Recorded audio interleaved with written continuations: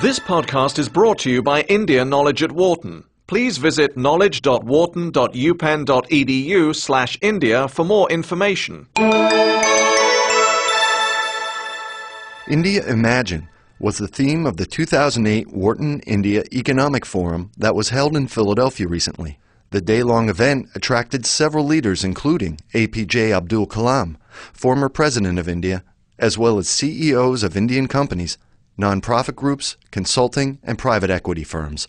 India Knowledge at Wharton brings you one-on-one conversations with these leaders. Today we are speaking with Suneeta Reddy, who is Executive Director of Finance at Apollo Hospital Enterprises, and she's also on the board of focused health insurance company Apollo DKV. Suneeta, thanks very much for joining us today. My pleasure. How has medical tourism grown over the years? It has grown, I wouldn't say substantially, but it's grown by 10%. Initially, 10 years ago, Apollo started focusing on patients outside of India. And it didn't happen with marketing. It was more of a pull of customers towards good quality medicine rather than marketing and pushing them through advertising and marketing. The reason that it happened was that around Southeast Asia, people began to see a value proposition which was high value in terms of clinical outcomes, high quality care at 1/10 of the cost of what they would pay in the traditionally pay in the United States, and 1/5 of what they would pay in the US, and probably 1/3 of what they would pay in a country like Singapore. So we started attracting to patients from all over Southeast Asia. As it progressed, people began to realize that the India story where healthcare was concerned was improving dramatically. Just 2 years ago, we got the JCI accreditation, which puts us on par with hospitals in the rest of the world, shoulder to shoulder with the Mayo Clinic and Cleveland Clinic. And with that, we started getting patients from the West as well. Most of them use, the internet as a medium through which, they fix their appointments and arrange consults with doctors. But again, it's this value proposition that is really driving consumers.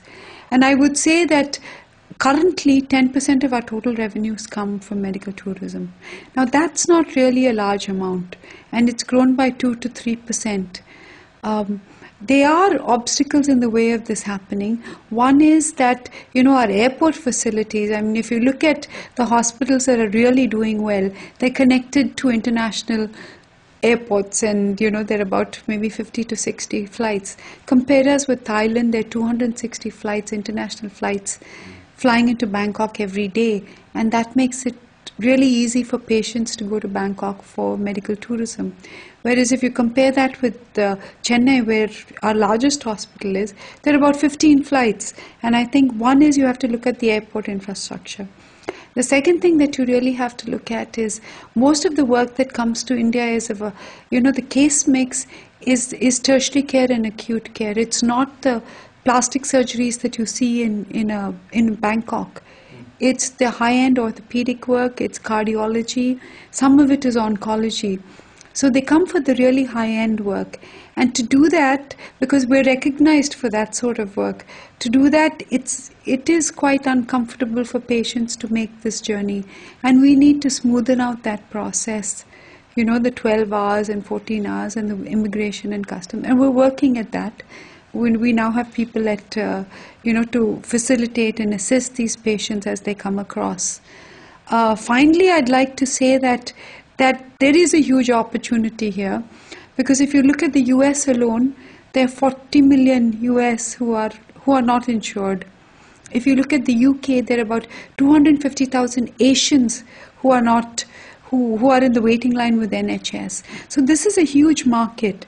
And I believe that the way to address this market is to create a package that will enable them to use Indian facilities. We tried talking to governments and saying, why don't you send patients who don't have treatment, who have no options to India. But then again, we've spoken to benefits companies, etc. I think the only single hurdle facing the US and foreign patients coming here is a legal liability. And the fact that they cannot address their concerns through a legal forum in the United States, whereas they could use the Indian legal system, but it's become a way of life that people want to have that the legal system to back them up in case there is a problem.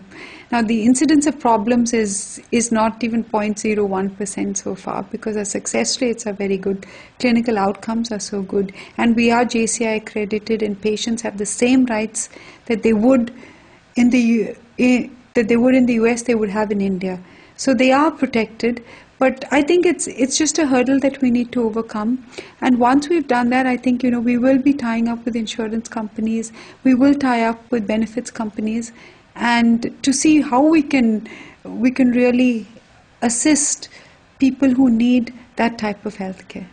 Have you seen a discernible increase in your Western clientele over the past few years? I know the story has been out for a little while now. I was just curious to know if you've seen an increase. Yes, we have seen, there has been a rise of about 5%. And what do you attribute that to then, if it's difficult, say, to access these people through insurance programs or through the government? Is it direct advertising? You mentioned advertising earlier.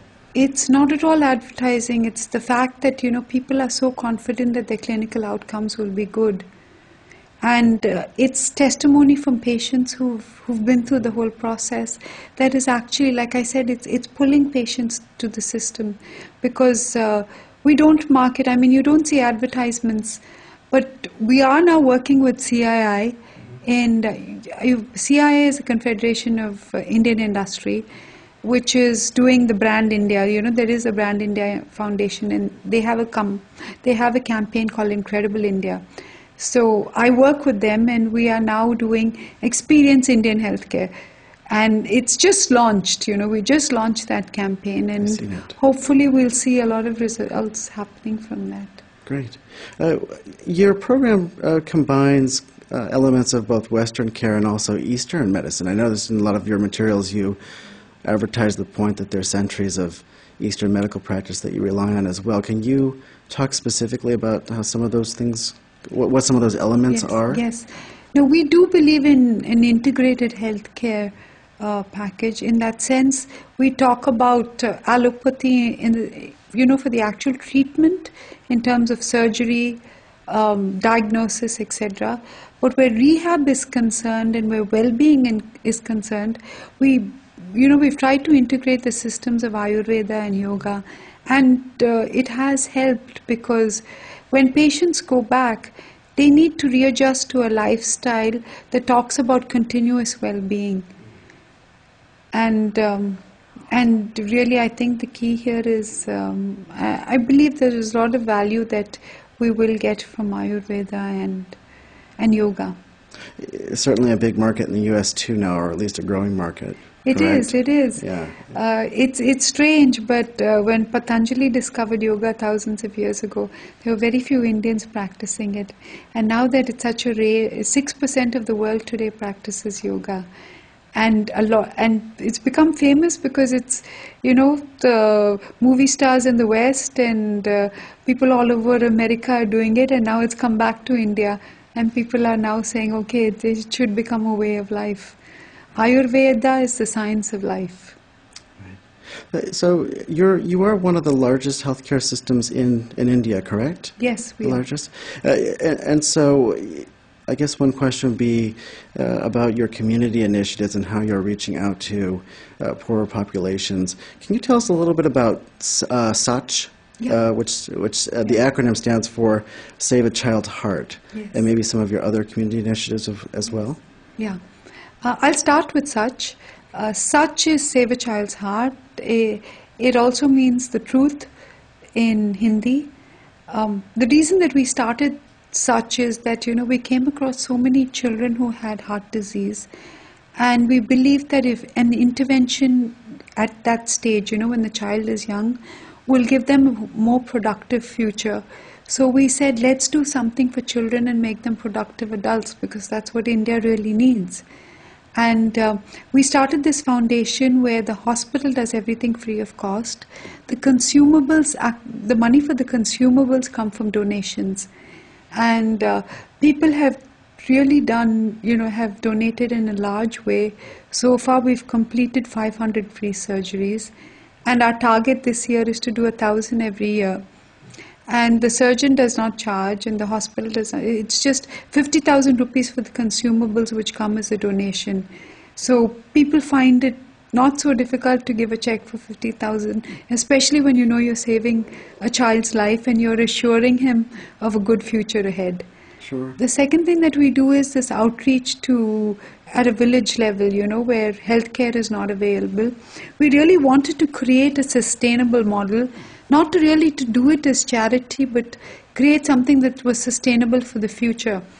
So we, in a small village in Chittoor, in fact, your president, Bill Clinton, inaugurated this initiative out of Aragonda. We set up a small hospital, which was a primary care facility.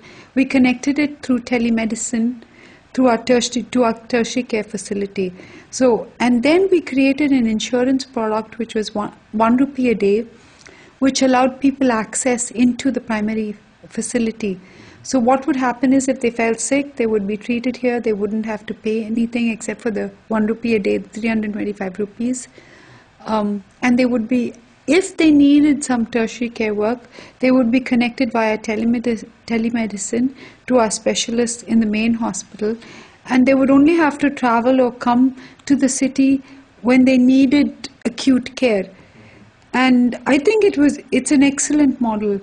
Currently, we have 64 telemedicine centers that connect us to many centers in India. And we are going to work on this model and set up more of these primary care initiatives. The third thing, of course, that we do are these camps where we go into the villages and screen them for cancer. And, India is the only country where cervical cancer still exists. And cancer is a big, the numbers are just growing exponentially, and we believe that early intervention and screening is one of the ways to check the growth and, mortality from cancer. So there are many camps that we do out, from each of our hospitals that have to do with cancer screening. The fourth, of course, is to do with wellness, because preventive healthcare is a big aspect of healthcare. It will be a $1 trillion industry in the next 5 years. And without looking at it from the industry viewpoint, I think healthcare education is important. And Apollo tries to do that through its preventive healthcare schemes and our outreach programs where we do these checkups in villages. Right. Now, what would you identify as the biggest challenges facing the industry looking forward? I think, two challenges. The main, of course, is skilled manpower. The fact that the government has not allowed for the corporatization of colleges. They still function at a trust level, which means that, people either pay capitation fees, and the number of seats are so limited by state governments. Health is a state subject. So there's a dichotomy there. Whereas it should be something that, there's a central policy on. It's not a fundamental right that people get health care. It is very much so. In each state, there's a separate policy. And I believe that the need for healthcare education is tremendous. One is for people to learn about healthcare. The second is, of course, is to get skilled manpower. And I think that's a huge challenge, because now our nurses are going to the US, our doctors are migrating to the US, they have been going to the UK. In the US alone, you have 40,000 of the doctors trained in India at a subsidized rate, because these hospitals are trust hospitals and they really don't pay that much. But we really need to double the capacity in terms of training colleges, because if we're going to create the 80,000 beds that are required for us to meet the WHO norms, then we need to staff those 80,000 beds. I think the second issue has to do with the high cost of real estate, because to set up a hospital, you need real estate, you need land, and the way the prices have almost doubled. Traditionally, it was 40% of project cost, and now it's moved to 65%. And I think we need to set up a healthcare REIT like you have in the US to overcome this hurdle. Right. Well, thank you very much for speaking with us today. You're most welcome. For more information, please visit knowledge.wharton.upenn.edu/India.